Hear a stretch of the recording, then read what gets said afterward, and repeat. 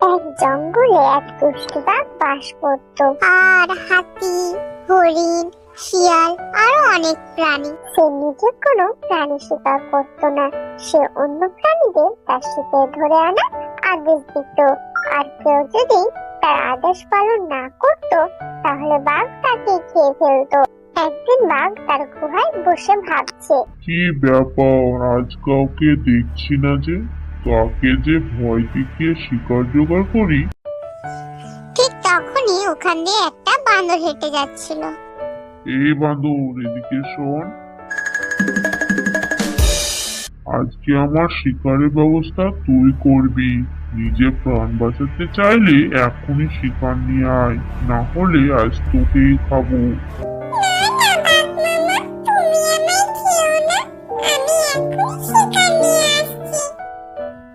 এই বলে বাঁদর দুটি মনে ওখান থেকে চলে গেল।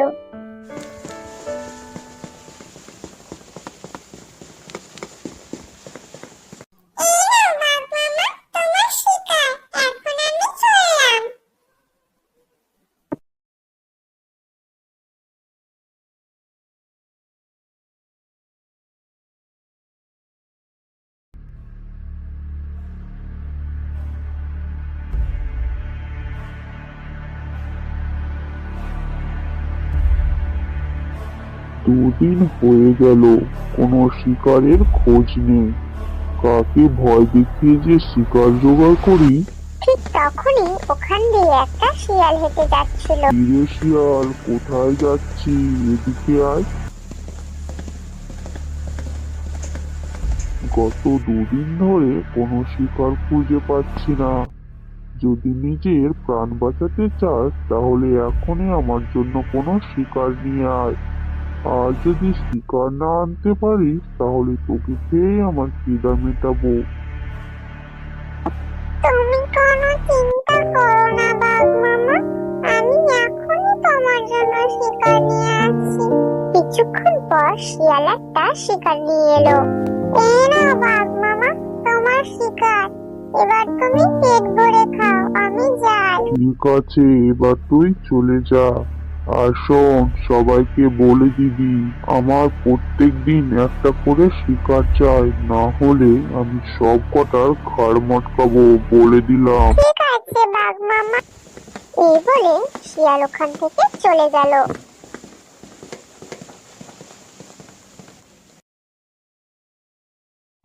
বেশ কিছুদিন হয়ে গেছে, কারো কোনো খোঁজ নেই। আর বাঘ কোনো শিকারও খুঁজে পায় না। তাই ভীষণ রেগে আছে বাঘ। এমন সময় বাঘ দেখলো শিয়াল তার দিকেই আসছে।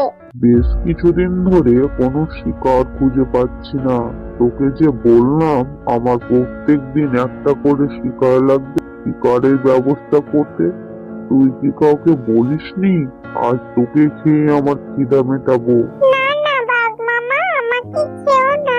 আমার কথা শোনো, তোমার জন্য একটা সুখবর আছে। কি সুখবর, শোনা দেখি। আমি একটা বড় শিকারের সন্ধান পেয়েছি, যা তুমি এক সপ্তাহ ধরে খেতে পারবে।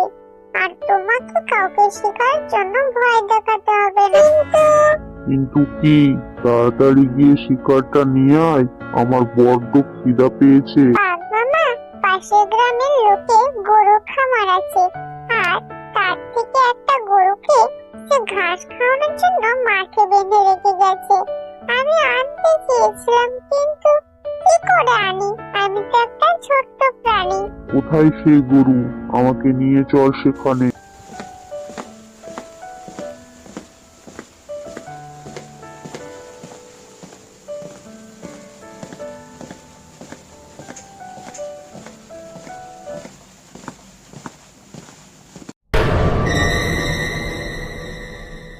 এই যে বাঘ মামা, তোমার শিকার।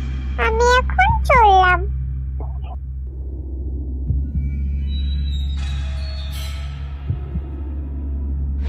এই গরু, তোকে তো আজ আমি খাবো।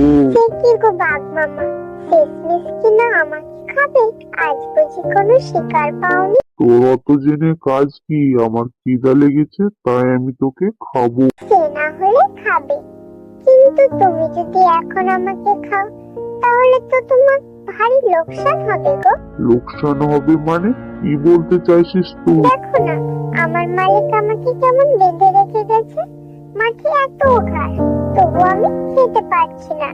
নাগালের ভিতরে যা ঘাস ছিল তা কখন খেয়ে শেষ করেছি। বেশি বেশি না খেলে কি আর শরীরে মাংস হয় বলো? এখন শরীরে যেটুকু মাংস তা খেতে তোমার পেটই ভরবে না। ও তাই বুঝি? তোর মালিক তো দেখছি বেজায় বোকা। ঠিকই বলেছো বাঘ মামা, আমি রোজ এত দুধ দিই, তবু মানুষগুলোর বুদ্ধি হয় না। তোর এসব ঘ্যানর ঘ্যানর আমার একদমই ভালো লাগছে না। এবার আমি তোকে খাবো। সে তো খাবে, কিন্তু তুমি খাওয়ার আগে একটা কাজ করো, তাহলে তো আমার পেট ভরবে, সাথে তোমারও। কি কাজ বল শুনি? তুমি আমার গলার দড়িটা খুলে দিয়ে যাও, আমি পেট ভরে মাছের ঘাস খেয়ে শরীরে মাংস বানিয়ে নিই, তারপর তুমি আমাকে খেও। বেশ বেশ, চমৎকার বুদ্ধি, আমার ভালো লেগেছে। আমি এখন তোর দড়িটা খুলে দিচ্ছি, বিকালে এসে তোকে খাবো। এই বলে বাঘ গরুর দড়ি কেটে বনের পথে রওনা দিল। গরু সারাদিন মাঠের ঘাস খেলো ও বিকালে বাঘ এলো আর বলল, ঘাস তো খেয়েছিস তাই না? এখন আমি তোকে খাবো। আরে বাঘ মামা, খেও খেও, এত তাড়া কিসের তোমার? দেখো, আমি সারাদিনে খুব অল্প পরিমাণে ঘাস খেতে পেরেছি, তাতে আমার শরীরে আর কতটুকুই বা মাংস হয়েছে বলো? তাই তো দেখছি, আমি দড়ি খুলে দিয়ে গেলাম, তুই তাড়াতাড়ি ঘাস খাচ্ছিস না কেন? তাড়াতাড়ি খেলে বদ হজম হবে আমার, আর শরীরে যেটুকু মাংস আছে তাও ঝরে যাবে, তাতে আর তোমার পেটই ভরবে না। তুমি বরং এক কাজ করো। আবার কি কাজ?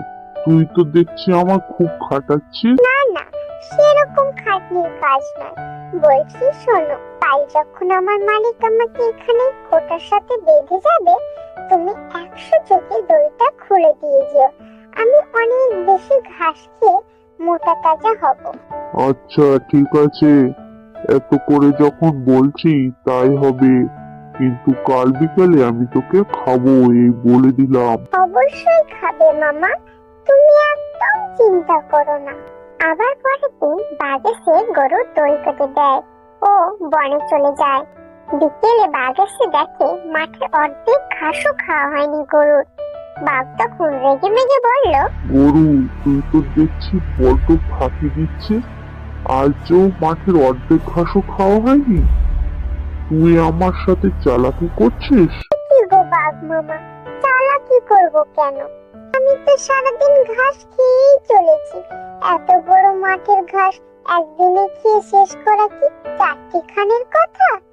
আর শেষ না করলেও তো চলবে না।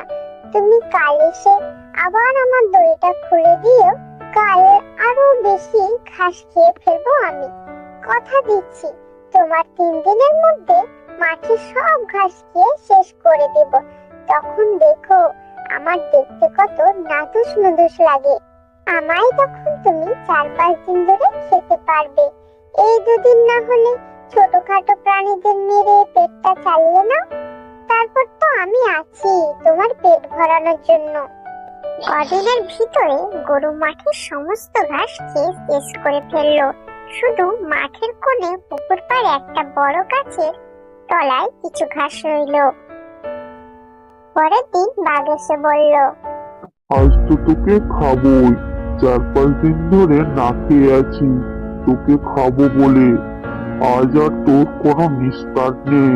হ্যাঁ বাঘ মামা, আসো, তোমার জন্যই তো অপেক্ষা করছিলাম, আমি প্রস্তুত। তবে আমাকে খাওয়ার আগে দড়িটা আরেকবার খুলে দাও। এই বেটা গরু, তুই তো দেখছি আমাকে জ্বালিয়ে মারবি। আরে বাঘ মামা, রাগ করছো কেন? 5 দিন অপেক্ষা করতে পেরেছো, আর কিছু সময় অপেক্ষা করতে পারবে না? দেখো, ওই গাছের নিচে কিছু ঘাস আছে, ওটাও খেয়ে আসি। ওটা আর বাদ যাবে কেন বলো? ওটা আর পড়ে থাকবে কেন? তারপর তুমি আমাকে পেট ভরে খেও। ঠিক আছে, আমি দড়ি খুলে দিয়ে এখানেই থাকছি, আজ আর জঙ্গলে যাব না। তাড়াতাড়ি ওটুকু খেয়ে নে, তারপর আমি তোকে খাবো। বাঘ দড়ি কেটে দিতে গরু গিয়ে ঘাস খেতে লাগলো। বাঘ যখন ওখানে বসে পড়লো তখন গরু গিয়ে নেমে পড়লো পুকুরে। পুকুরে একেবারে মাঝখানে। পুকুরটাতে জলও কম ছিল, কাদা ছিল বেশি। ধন্যবাদ বাঘ মামা, তুমি বসে থেকো ওখানে। এই গরু, এটা তুই কি করলি? আমাকে ফাঁকি দিয়ে জলে নেমে পড়লি? কি ভাবছিস আমি জলে নামতে পারবো না? এই বলে বাঘ জলে নেমে পড়ে। কিন্তু কদিন না খেয়ে বাঘ অনেক দুর্বল হয়ে পড়েছে। তাই সে গরুকে ধরার আগে কাদায় আটকে পড়লো। তুই আর লাফ দেওয়ার জায়গা পেলি না?